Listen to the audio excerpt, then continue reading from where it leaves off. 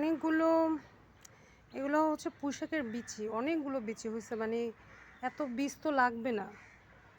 তো আম্মু বলছে এগুলো নিয়ে যাওয়ার জন্য। আরও আছে ওদিকে, সব কালো কালো হয়ে যাচ্ছে।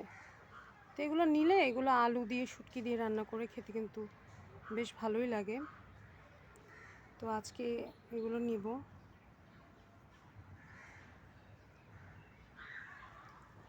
আমি তুলি কয়েকটা,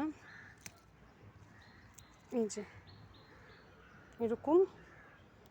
এরপর হচ্ছে এগুলো এভাবে আলু দিয়ে শুটকি দিয়ে, আপনারা কে কীভাবে খান জানাইন। এত বিচি হয়েছে,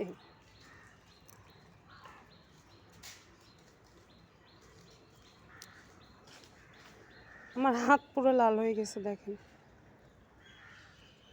আমার হাত লাল হয়ে গেছে।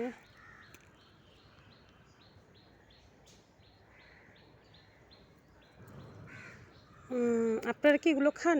অনেক অঞ্চলে কিন্তু এগুলো খায় না। আমরাও আগে কখনো এগুলো খাইতাম না।